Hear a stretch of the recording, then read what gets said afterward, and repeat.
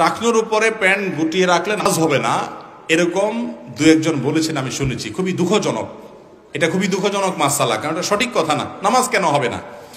বরং পুরুষের পোশাক, প্যান্ট, জামা, পাজামা, চাদর, লুঙ্গি, এই উপর থেকে যে পোশাকগুলো নিচে যায়, সেই পোশাকগুলো তার টাকনোর উপরে থাকতে হবে। সেটা নামাজের আগেও, নামাজের পরেও, নামাজের সময়ও, সর্বাবস্থা।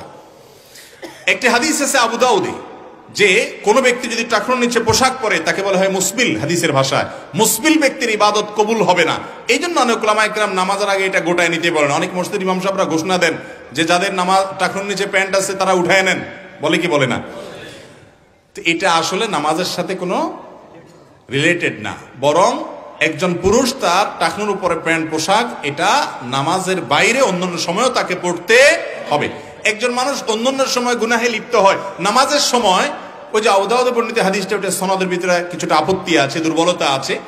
তো ওই হাদিসের ভিত্তিতে বা যে কারণে হোক, যে নামাজের সময়ও আল্লাহ নাফরমানি করবো, এই জন্য সে যদি প্যান্ট গোটায়, ওইটা নিষেধ না।